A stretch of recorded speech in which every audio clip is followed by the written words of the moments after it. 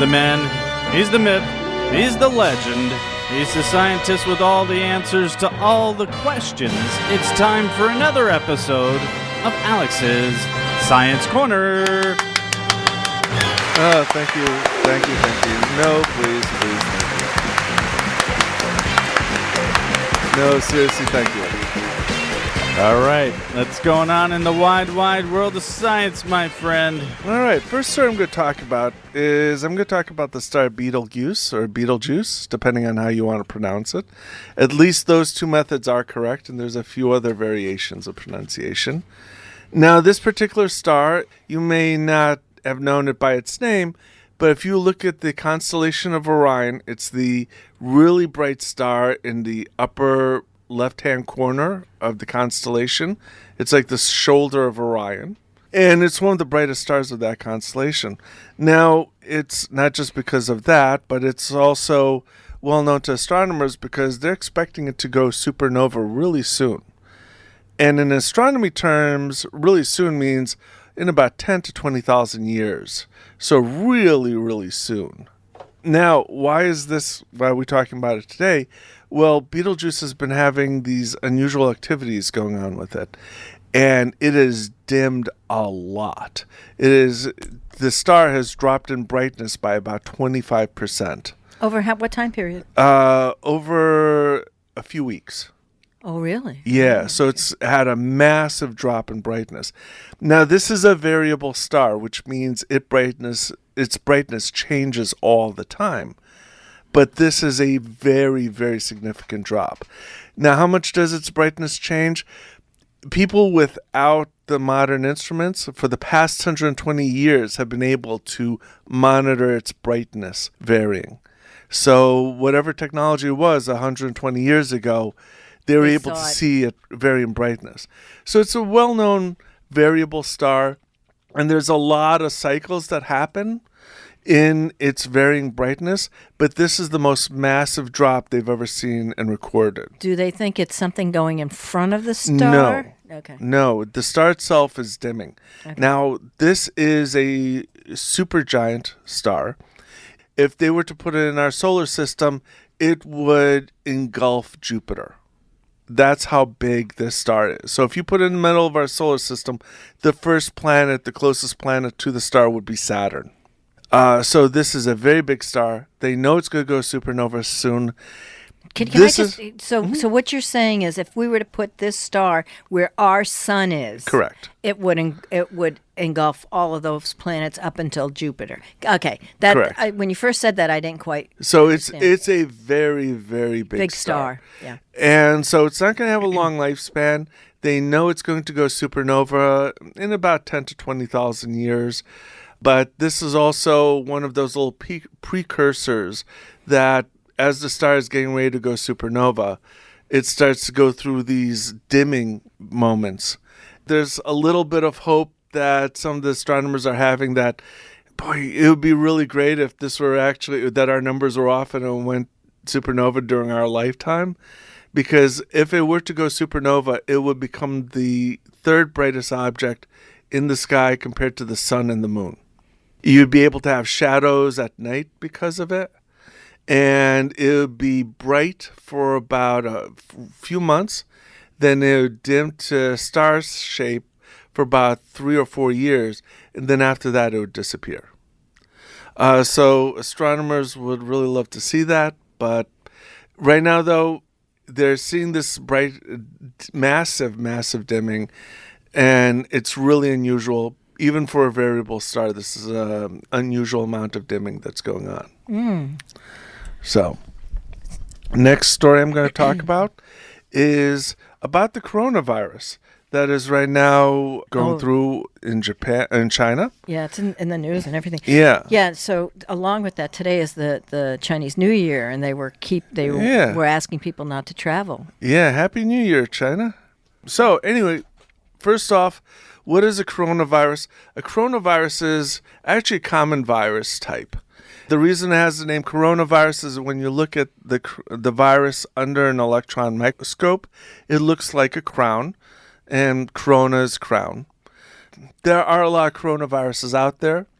This particular strain of the coronavirus is a little more infectious than the average coronavirus and has a higher mortality rate than the average coronavirus. Now, normal coronaviruses have the same effect as a cold. If you get a virus, if you get a standard coronaviruses that have been in the human population for a while, you're going to have the same effects as a cold, so you may not know the difference between a regular cold and being infected by a coronavirus.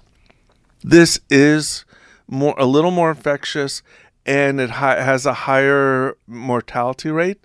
Right now, the initial estimates are that it has about a 1% mortality rate, possibly even as high as 1.5% mortality rate. I do want to put in perspective, though, people who get the flu and influenza, those can get as high as about 3 to 4% mortality rates. So flus are still deadlier than this particular virus is. Now, one of the challenges about that is that because the virus is just starting to get out there, people are in the middle of their infections. They haven't got an exact number yet of its mortality rate. A lot of people have died. It is spreading very quickly. So there's a possibility that the mortality rate might go higher. The initial people that are going to be at risk are elderly people, are going to be at much higher risk for this. Again, I still want to put in perspective that, if you get the flu, you have a greater chance of dying from the flu than from this right now. There is no cure for it. It's just a case of riding it out and getting medical attention while you're riding it out so that, your body can get some help riding it out. But there's no cure. There's no antiviral or vaccine for the coronavirus. The initial way that they suspect it started spreading in China is that it came from bats.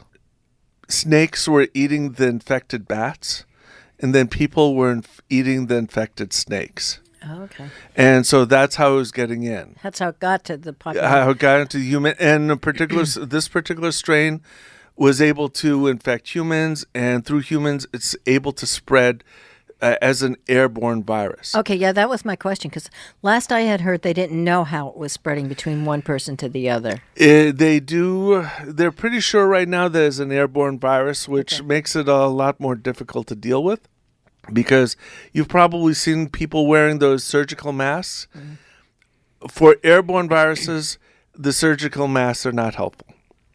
The reason is that the surgical masks don't seal around your mouth and nose. Because they don't seal around your mouth and nose, the airborne viruses are going to go around through the cracks on the side of the masks. What's the point of even having a mask then? Well, masks do help, but not for airborne viruses. If you sneeze, most viruses go through the liquid droplets or liquid that comes from a human body. And the masks protect you against that. But they're catch not all that sneeze. Yeah, to protect against airborne, cough. Right, to protect against an airborne virus, you need to have one of those full face filters that seal up around your mouth and nose. Now, one thing they do help for is that it prevents you from putting your hands next to your mouth and nose and eyes. So if you suspect that people around you are sick, wash your hands often. Don't put your hands next to your mouth and nose and eyes, because that's the easiest way for you to transmit the virus into yourself. On its own, airborne viruses are not going to be, the masks are not going to protect against airborne viruses, simply because, again, the airborne viruses come in through the sides of the mask, whereas the mask will protect you against viruses that are coming in the liquid droplets. Okay. Bodily fluids. We're screwed. We're screwed. No, it's a more serious illness than a cold.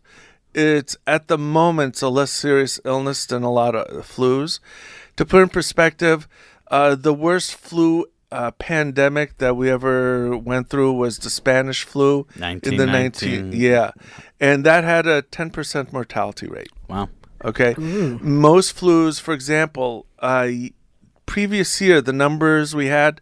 In the United States, we had about 50 to 60,000 people die from the flu.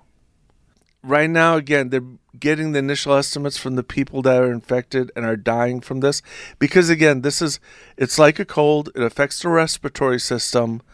But right now, the mortality rate is around 1%. But after people start coming out of it, that's when they can get a better tuning of the number. Because, people are just beginning to get infected with this.